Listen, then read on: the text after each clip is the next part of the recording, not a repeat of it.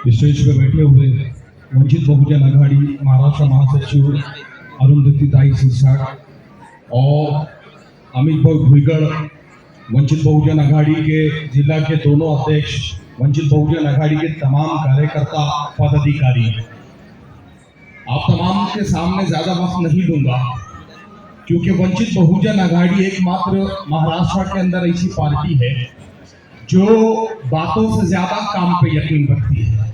जो लोग आज पार्टी से जुड़ने वाले हैं, जो दोस्त आज पार्टी से जुड़ने वाले हैं, मैं उनको ये बताता चलूं कि वंचित बहुजन आघाड़ी महज किसी पक्ष या पार्टी का नाम नहीं है। वंचित बहुजन आघाड़ी नाम है एक विचारधारा। वंचित बहुजन आघाड़ी नाम है बदलाव का। वंचित बहुजन आघाड़ी नाम है इख्तिलाफ का। अभी बखले मामा औरंगाबाद के कारपोरेशन के सिलसिले में बात कर रहे थे।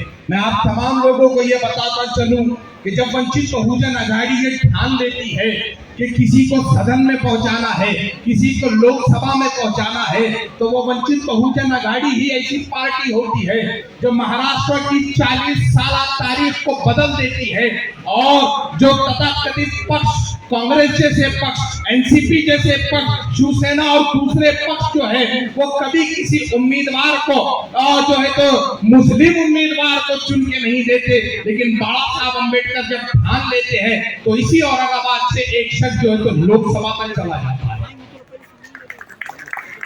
ये ताकत वंचित बहुजन आघाड़ी की है, ये जुर्रत वंचित बहुजन आघाड़ी की है, ये हिम्मत वंचित बहुजन आघाड़ी की है। आज पूरे महाराष्ट्र की राजनीति के अंदर अगर कोई सेंटर पॉइंट बना हुआ है, अगर कोई नेता सेंटर पॉइंट बना हुआ है, अगर कोई नेता महाराष्ट्र की राजनीति का रुख बदल सकता है तो वो एकमात्र नेता, एकमात्र कायद, एकमात्र लीडरशिप है और वो आदरणीय प्रकाश अंबेडकर साहब की है।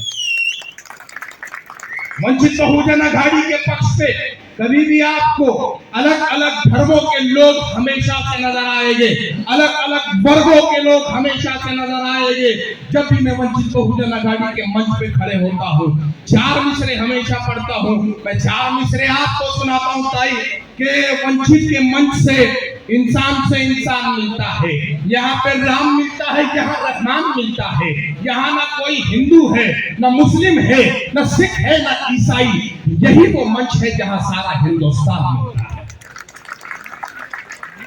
वंचित बहुजन आघाड़ी से जुड़ना महज चंद लोगों से जुड़ना नहीं है। वंचित बहुजन आघाड़ी से जुड़ना उस काफिले के साथ जुड़ना है जो अपने एक हाथ में संविधान को लेके चलता है और दूसरे हाथ में जो तो तमाम पिछड़े हुए वर्गों को एक साथ ले लेता है। ये काम वंचित बहुजन आघाड़ी कर रही है। और इस महाराष्ट्र के अंदर आप जितने मुद्दे देख लीजिए, जो निचली जात जिसको कहा जाता है, जिसको तथाकथित लोगों ने जातों में बांट दिया और उनके अलग अलग मसाइल खड़े किए। मुसलमानों के लिए मसाइल खड़े किए कि औरंगजेब के नाम पे फसादात किए जाए, मुसलमानों के लिए मसाइल खड़े किए गए कि टीपू सुल्तान के नाम पे फसादात किए जाए। लेकिन एकमात्र नेता होता है जो पूरी जुर्रत के साथ, पूरी हिम्मत के साथ और पूरी एक क़यादत का अपने अंदर हौसला लेके आगे बढ़ता है और औरंगजेब की मदार पे जाके ये बताता है कि ये जो शख्स यहाँ लेटा हुआ है वो हिंदुस्तान का राजा था, वो हिंदुस्तान का बादशाह था और इसके स्टेटस लगाने से कभी भी देश में विवाद पैदा नहीं हो सकता। वही प्रकाश अंबेडकर साहब हैं जिन्होंने ये बताया कि टीपू सुल्तान के नाम पर फसादात नहीं हो सकते, क्योंकि जिस टीपू सुल्तान को तुम हमसे अलग करने में लगे हुए हैं, उस टीपू सुल्तान की तस्वीर बाबा साहब ने संविधान के अंदर रखी है। ऐसे नाम पे हम कैसे फसादात करेंगे?